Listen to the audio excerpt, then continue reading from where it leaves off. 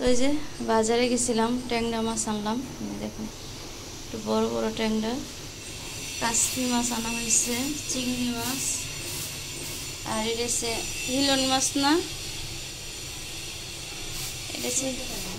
এটা হিলন মাছ। হিলন মাছ আর বাচ্চা মাছ উল্টা পাল্টা ইয়া করে। আর এদিকে মুরগি ভিজাইছে, মুরগি রান্না করবে বাচ্চাদের জন্য।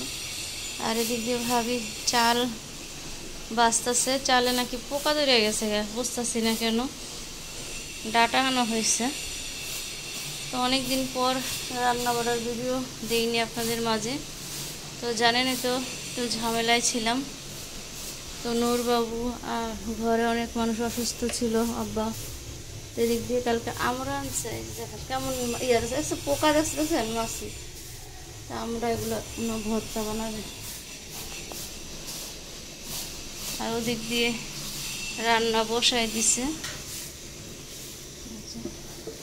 ভাজি বসাইছে কাঁকরোল আর আলু দিয়ে।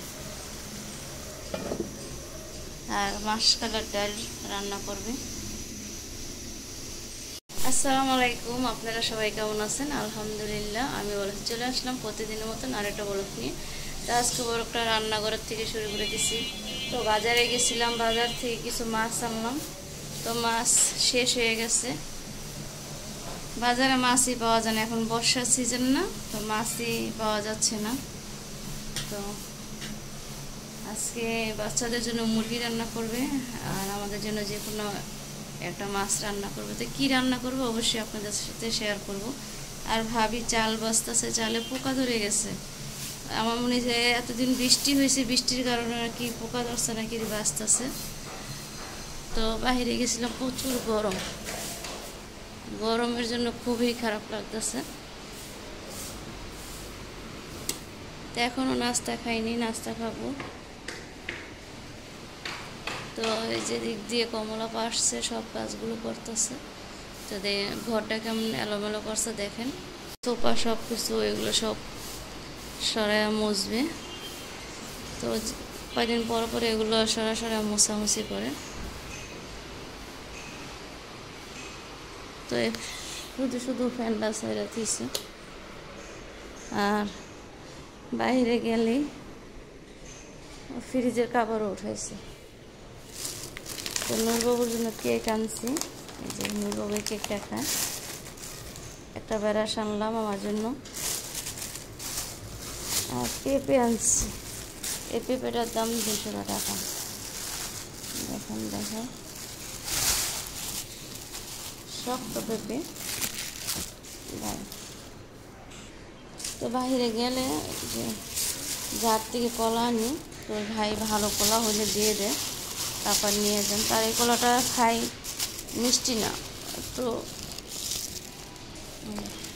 আস্তে আস্তে পাকে, তো এটা টক লাগে কলাটা, খুব ভালো লাগে। আর যে পেঁপেটা দেখেন, পেঁপেটার কালারটা খুব সুন্দর। পরে কাটবো, যেসব কাটবো দেখাবো আপনাদের সাথে। এই যে বাজার আজকে আনা হইলো। ভাবি কীভাবে চাল বাঁচতেছে। তো আজকে রান্না করার ঘর মুর গোছানো দেখি, সারাদিন কী কী করি আপনাদের সাথে দেখাবো। আর পুরো ভিডিওটা দেখবেন, লাইক কমেন্ট শেয়ার করে যাবেন। অনেক দিন পরে আসলাম রান্নার ভিডিও নিয়ে। রান্নাঘরের থেকে শুরু করছি। দিক দিয়ে যে শাশুড়ি বউ মাছ করতেছে, কমলাপা কথা কইতেছে।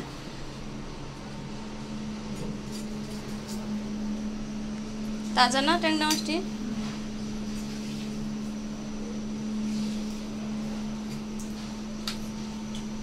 কচুর শাক খাইছিলাম ওই পাতাগুলি, আজকে ভাজি করছেন দেখার, ওগুলো আর আনিনি।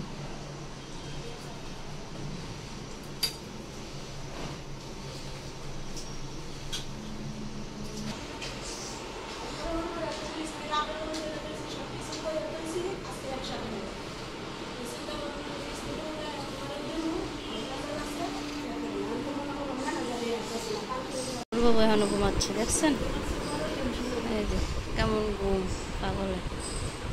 আর ওদিক দিয়ে কমলাপা টয়লেটে ওষুধ দিছে। আর এদিক দিয়ে দেখেন কি জঙ্গল হয়ে রয়েছে, এগুলো সব আজকে পরিষ্কার করব। কোনো কাজই হয় না এই নূরবাবুর ট্রিটমেন্টের জন্য।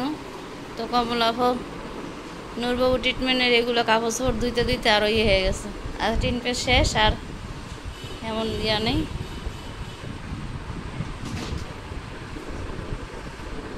ওই চিপাটা দিয়ে মশা দিও কমলাভা, ওই চিপার ওই যে মাসকলার ডাল হইতেছে, তাও মুরগি বসাবো। বিলন মাছ দিয়ে ডাটা দিয়ে রান্না করবো। ভাবি আমরা করতেছে মুরগিটা বসাই দিলাম। বাটা মরিচ তো ইয়া করে কম করে দিচ্ছি। যে মাছ হলুদ লবণ দিয়ে মেখে রাখছি।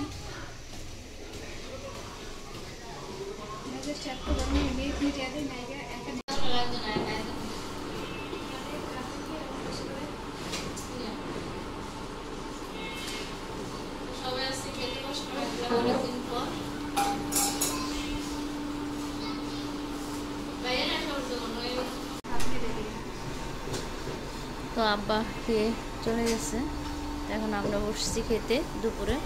আজকে দুপুরে রান্না করছে মুরগির মাংস, কাঁকরোল দিয়ে আলু দিয়ে ভাজি, ডাটা দিয়ে, আর এই যে মাসকলার ডাল রান্না করছে চিংড়ি মাছ দিয়ে। তো মাসকলার ডাল চিংড়ি মাছ দিয়ে রান্না করলে ভালো লাগে।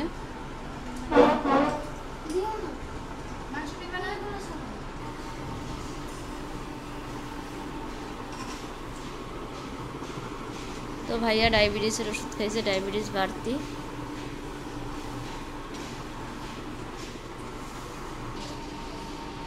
এদিক দিয়ে গাড়ির শব্দ।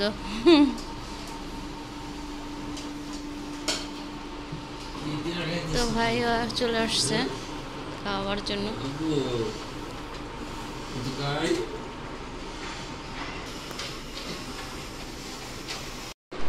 আজকে সংসারে কিছু টুকটাক বাজার করতে হয়েছে, মন এত খারাপ। বোনের মেয়ে তো বেশিরভাগ মন খারাপ করে থাকে। ওর বান্ধবীর যে বোন ছোট ক্লাস 3-তে পড়তো, তো ও মারা গেছে। আপনারা সবাই দোয়া করবেন ও যেন জান্নাতবাসী হয়, সবাই যেন ওর জন্য দোয়া করবেন। তো আমার বোনের মেয়ের নাম, কলেজে ওর নাম হয়েছে উর্মি আক্তার ফারজিন। তো ওরে সবসময় শুধু ওই কথাই বলে। তো যে সময় ওর 1:40 ছুটি হইতো, তো ওর বোন আর আমাদের ফারজিন একসাথেই পড়াশোনা করতে এক কলেজেই। তো ওর যে স্কুলে একই সাথেই তো স্কুল আর কলেজ, তো ওর ছুটি হইতো তো বসে থাকতো, ওর বোনের সাথে যাইতো। তো ফারজিনকে দেখলি জোড়ায় ধরতো, আপু আপু কেমন আছে, আপু অনেক দুষ্টামি করতো মেয়েটা। তো ফারজিন ওইটা বলে কালকে ফোন দিছিলাম। তো বরাবর বাসা তো আমার বাসার থেকে অল্প একটু সময়, আপনারা সবাই জানেন, তো যাওয়া হয় না, মন খারাপ লাগে। সারাদিন এই নিউজ দেখি, না দেখলেও চোখের সামনে চলে আসে, একটু ফেসবুকে তারপর একটু ইউটিউবে গেলে এগুলো চোখে বেশি ওঠে, মনটা খুবই খারাপ লাগে। দেখা যায় অনেক জনের লাশ পাওয়া যায় নাই, স্বজনগুলি কেমন করতেছে আল্লাহ পাক তো অবশ্যই আপনার ভিডিও দেখতেছেন। আমিও চাই এই তাদের সন্তানের লাশগুলো তাদের হাতে দিয়ে দেখ, তারা যেন শান্তি পায়। আমার সন্তানের লাশগুলো পাইছে, অনেক মারা স্কুলের সামনে গিয়ে দাঁড়ায় রয়েছে, স্কুলের ভিতরে ঢুকতে দিতেছে না। এই নিউজগুলো দেখলে খুবই খারাপ লাগে। যেটা আমাদের হারায় গেছে সেটা আমাদের মাইনা নিতে হবে, তো সেটা তো মেনেই নিচ্ছে। তারপর বাচ্চার লাশটা আমাদের দিয়ে দিলে মার মনও শান্তি পাবে। তো এগুলো করা তো ঠিক হচ্ছে না। আমাদের বাংলাদেশের যে অবস্থা, এই অবস্থায় এগুলোর কাজ করা কি ঠিক? এটা আল্লাহ পাক চাইছে দেখেই দুর্ঘটনাটা হয়েছে। আল্লাহ পাক না চাইলে কেউ কিছু করতে পারতো না, তো সেটা আমাদের মেনে নিতে হবে। তো ফারজিনের বান্ধবীর বোনের অর্ধেকই ঘুরে গেছে, তো মেয়েটার আর বাঁচাইতে পারে নাই। তো সবাই দোয়া করবেন মেয়েটার জন্য, আর যত বাচ্চা যারা মারা গেছে তাদের জন্য দোয়া করবেন। তো আমি আর আজকের পর থেকে আমি আর এই নিয়ে ভিডিও করব না। আমার নিজেরও খারাপ লাগে। আজকে 21 তারিখে এই ঝামেলাটা হয়েছে, এই দুর্ঘটনাটা হয়েছে, এরপর থেকে আমার ঘুম হয় না, শুধু মাথার ভিতরে ওগুলোই শুধু হয়। তো বোনের মেয়ে রবিবার থেকে কলেজে যাইতেই হবে, ওই যে স্কুল চলে আসে, শুধু স্কুল চলে আসে, কলেজে যেতে হবে, সামনে পরীক্ষা আছে। তো সবাই দোয়া করবেন, সেই কলেজে তো যেতেই হবে। কলেজে অনেক দেখা যায় গিয়ে দিতে হবে, নাহলে ঝামেলা হবে মনে হয়, মানে যাইতে তো হবেই। তারপর আমি জিজ্ঞেস করলাম তোমাদের কলেজ কি বন্ধ? কয় না আন্টি, রবিবার থেকে যেতে হবে। তারপরে বললাম সাবধানে যাবো, আল্লাহর কাছে, আল্লাহ দেখার মালিক আছে আল্লাহ। এত বড় দুর্ঘটনার পরও তো ছাত্রদের ঢুকাবে, কী করে আছে, যাইতে তো হবেই। জীবনে পড়াশোনা করতে হলে যেতে হবে, বাস্তবটা মেনে নিতে হবে সবাইকে। তো আমি আজকের পর থেকে আর দিব না। তো আজকে কিছু বাজার করলাম, কিছু মাছ আনলাম, তো এত রান্না বাড়া করলো, তো ওগুলোর ভিডিওই দেখতে পারবেন। তো আমরা সবাই আমাদের যত সন্তান মারা গেছে সব সন্তানের জন্য আমরা দোয়া করি, তাদের মার বুকে আল্লাহ যেন শান্তি দেয়, এটাই আমরা সবসময় দোয়া করি। তো আপনারা ভালো থাকবেন, সুস্থ থাকবেন। আর কি বলবো, তো মেয়ে রবিবার থেকে যাবে ইনশাল্লাহ, দেখি রবিবারে গিয়ে কী করে, বললো তো যাবে।